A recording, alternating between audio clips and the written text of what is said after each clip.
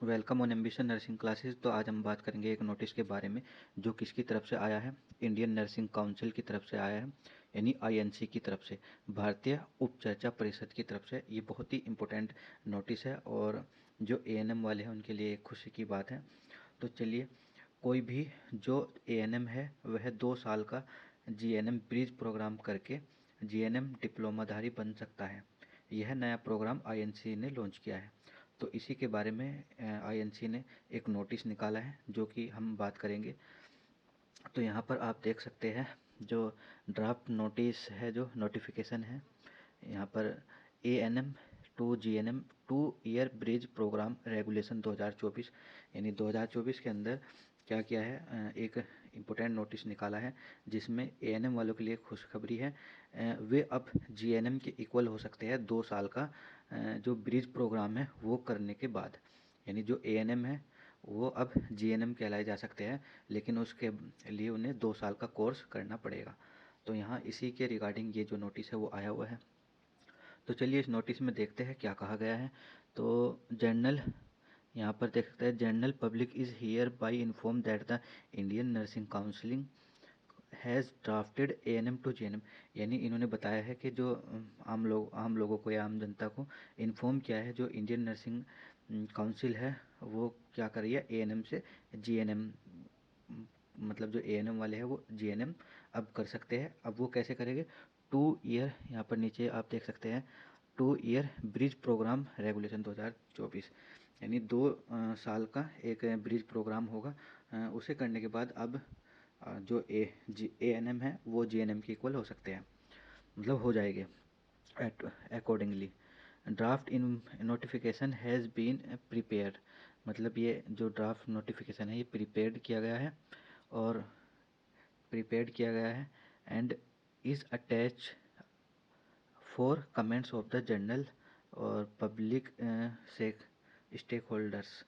Comments में B furnish via email, ये जो ईमेल आईडी दिखाई दे रही है, विद इन 15 यानी 15 days of uploading of this notice. यानी जो ये नोटिस है इसके अपलोड होने के 15 दिन के अंदर अंदर इस ईमेल पर बता दिया जाएगा। तो यहाँ पर इस नोटिस में ये आगे हम देखते हैं कि जो जीएनएम है, एएनएम है और उसे जीएनएम करने का क्या एम है, क्या ऑब्जेक्टिव है। एएनएम को जीएनएम में कन्वर्ट करने का या फिर एएनएम को जीएनएम में बदलने के लिए जो कोर्स ये लाए हुए हैं उसका क्या एम है, क्या ऑब्जेक्टिव है, वो हम उसके बारे में देखेंगे क्यों ऐसा आईएनसी ने किया है। तो यहाँ पर एम देख सकते हैं आप। तो the aim of the G ANM to GNM bridge programme are, मतलब जो ये एएनएम से जीएनएम ब्रिज प्रोग्राम है वो लाया गया है, उसका उद्देश्य क्या है। तो यहाँ पर पहला पॉइंट जो यहाँ पर आप देख सकते हैं, upgrade the nursing and midwifery knowledge, यानी अपग्रेड करना नर्सिंग और मिडवाइफरी नॉलेज को। Competence with clear critical thinking skill, competence का मतलब एक तरह क्षमता के साथ जो क्रिटिकल थिंकिंग स्किल होती है उसे डेवलप करना। Discipline and caring in order to respond to the changing need of the health care delivery system and society, यानी health care delivery system and और सोसाइटी के अकॉर्डिंग जो भी ज़रूरत होती है उसके रेस्पॉन्स में केयर को प्रोवाइड करना उस ऑर्डर में। तो इसमें यही कहा गया है। दूसरे पॉइंट में है, दूसरा एम जो है पॉइंट, उसमें क्या कहा गया है, prepare GNM to take up responsibility as professional, यानी जो जीएनएम है वो तैयार रहती है किसी भी जिम्मेदारी को लेने के लिए, मतलब as a professional.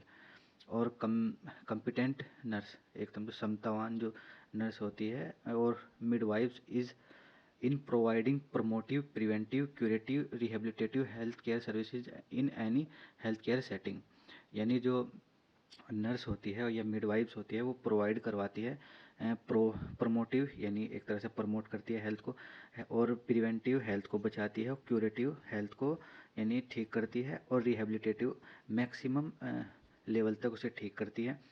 Service in any health care setting, किसी भी हेल्थ केयर सेटिंग के अंदर, इंक्लूडिंग जिसमें शामिल है हॉस्पिटल, कम्युनिटी और अदर क्लिनिकल सेटिंग्स, इसके अंदर क्या करती है वो हेल्थ केयर फैसिलिटी को प्रोवाइड करवाती है, ताकि जो भी मरीज़ है, पेशेंट है, उसे मतलब प्रमोट किया जाए उसकी हेल्थ को, उसे उसकी हेल्थ को मतलब बचाया जाए, प्रिवेंटिव करा जाए और क्यूरेटिव करा जाए, उसे केयर दी जाए, रिहेबिलिटेटिव उसे दिया जाए, ताकि वो मैक्सिमम लेवल तक फंक्शनिंग कर पाए।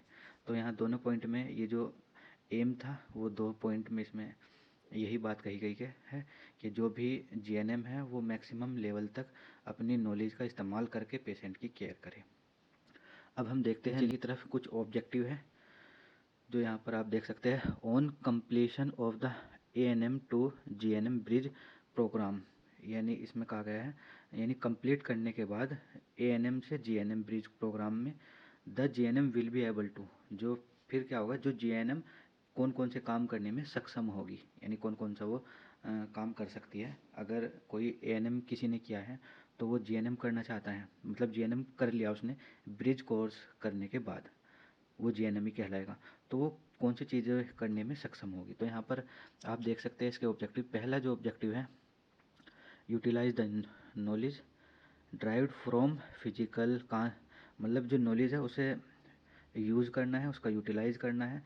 जो कहाँ से नॉलेज आती है, वो physical, biological, behavioural science and humanities in the practice of professional nursing and midwives.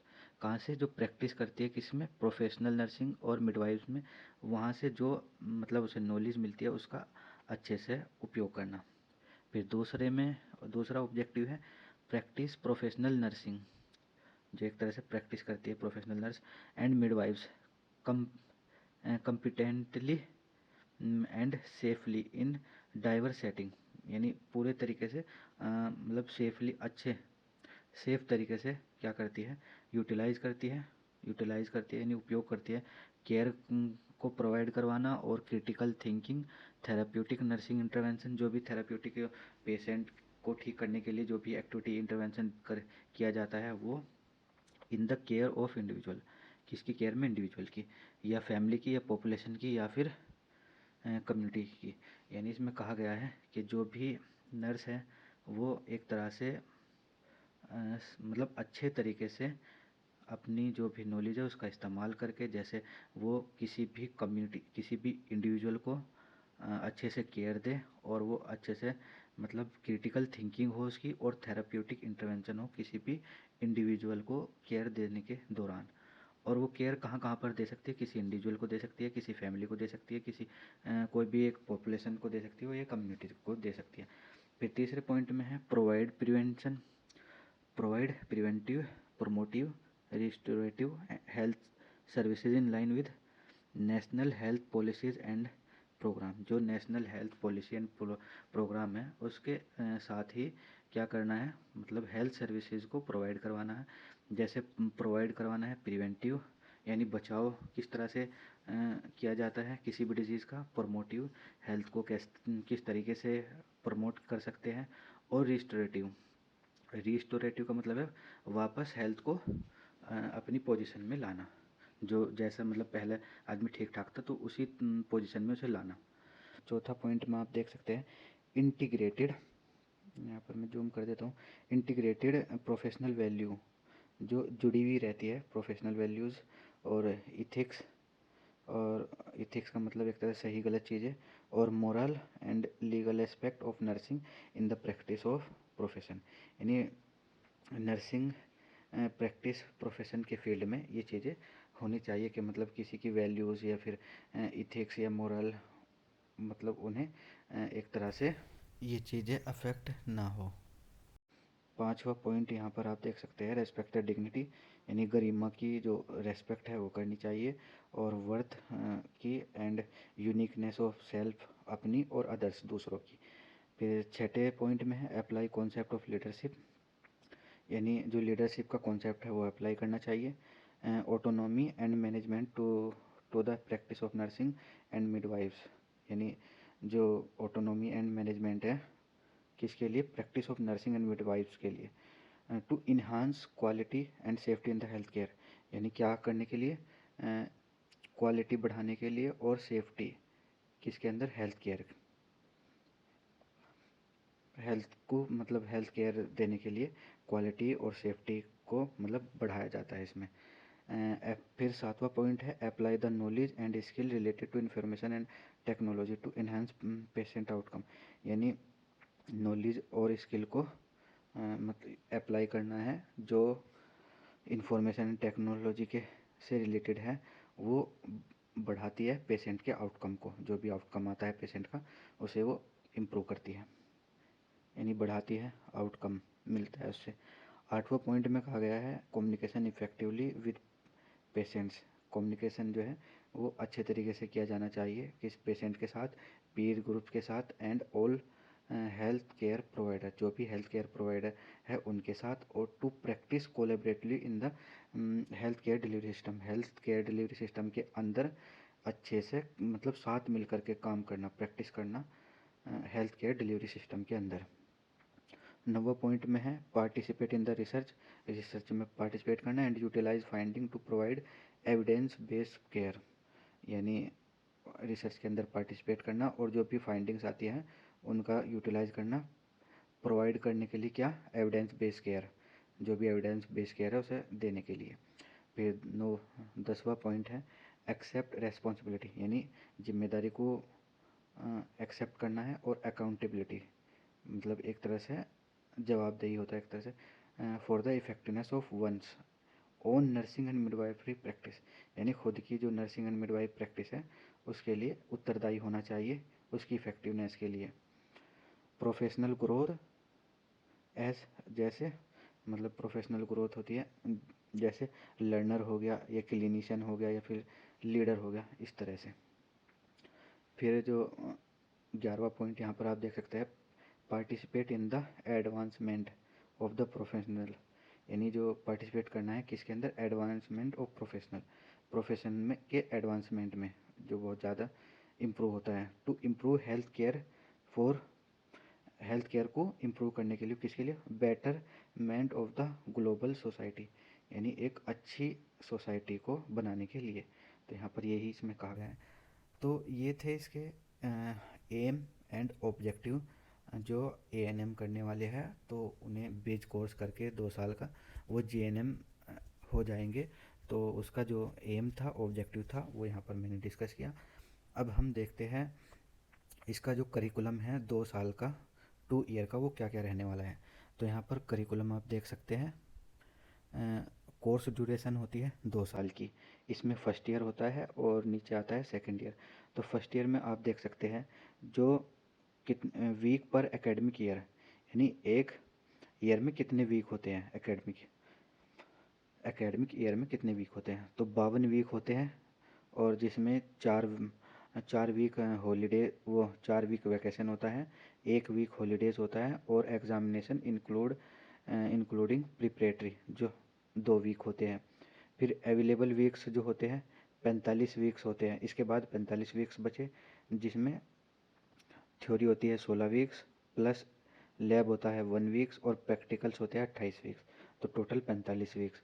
फिर नीचे आता है hour per week theory practicals, यानी hours per week theory and practical. तो 40 होते हैं इसमें, और total hours theory and practical total कितने होते हैं आवर्स, 45 × 40 1800 आवर्स होते हैं इसमें थ्योरी और प्रैक्टिकल के टोटल।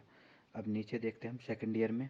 यहाँ पर वीक्स कितने होते हैं, 52 होते हैं, जिसमें वोकेशन जो छुट्टी वगैरह रहती है 4 वीक्स की रहती है, और एग्जामिनेशन इंक्लूडिंग हॉलीडेज 2 वीक में एग्ज़ाम होते हैं, और इसमें छुट्टी भी शामिल होती है। और अवेलेबल वीक्स कितने होते हैं, 45 वीक्स होते हैं, जो कि पार्ट 1 और पार्ट 2 में बटे हुए होते हैं। Total hours theory and clinicals कितने होते हैं इसके अंदर, जो पार्ट 1 में है 28.5 वीक होते हैं, जिसमें 6.5 वीक थ्योरी होता है, और इसकी लैब होता है 2 वीक, और क्लिनिकल्स होता है 20 वीक्स। और यहाँ पर total hours theory and clinician या क्लिनिकल होता है 1140 आवर्स, जिसमें 28.5 × 40। फिर पार्ट 2 आता है इसमें 17 वीक्स जो होते हैं, 17.5 वीक होते हैं इसमें। 2.5 वीक जो होते हैं थ्योरी के होते हैं, इंटर्नशिप के होते हैं 15 वीक। और फिर थ्योरी नीचे आता है, थ्योरी 40 आवर्स पर वीक होता है, इंटर्नशिप 48 आवर पर वीक होता है। थ्योरी का तो होता है 40 आवर पर वीक, यानी एक सप्ताह में 40 घंटे, और इंटर्नशिप के होते हैं 48 घंटे एक सप्ताह में। तो यहाँ टोटल आवर्स कितने होते हैं थ्योरी और इंटर्नशिप के? 820 आवर्स। टोटल आवर्स पार्ट 1 और पार्ट 2 के कितने होते हैं? 1140 plus 820, 1960 hours. Total first year plus second year के 3660 आवर्स होते हैं। तो ये इसमें करिकुलम है जीएनएम का, जो 2 साल का ब्रिज कोर्स है उसमें ये है। और फिर बहुत सारा इसमें सारा सब कुछ डिस्क्राइब किया है, कितना उसका एक तरह से क्रेडिट, थ्योरी क्रेडिट कितना है, और फिर इसमें कितने प्रैक्टिकल्स होने हैं, कितना उसमें थ्योरी होनी है, कितने क्लिनिकल्स होने हैं, कितने घंटे की क्लिनिकल्स होती है, इंटर्नशिप कितनी होती है, वो सारी डिटेल इसमें मिल जाएगी। लेकिन इस वीडियो बहुत लंबा हो जाएगा, इसमें सभी चीज़ें दी हुई है इस पीडीएफ के अंदर। इसका जो सिलेबस है वो भी दिया हुआ है। तो उम्मीद करता हूँ आपको जो ये है समझ में आ गया होगा। और ये बहुत ही बड़ी खुशखबरी है, जो एएनएम जिन्होंने किया है अब वो जीएनएम कर सकते हैं 2 साल का ब्रिज कोर्स करके। तो यही आईएनसी की तरफ से इम्पोर्टेंट नोटिस जो है वो जारी किया गया है। उम्मीद करता हूँ आपको ये सारी चीज़ें क्लियर हो गई होगी, समझ में आ गई होगी। और ऐसी ही इन्फॉर्मेटिव वीडियो देखने के लिए हमारे चैनल को सब्सक्राइब करें और वीडियो को ज़्यादा से ज़्यादा शेयर करें और चैनल को भी शेयर करें। Thank you.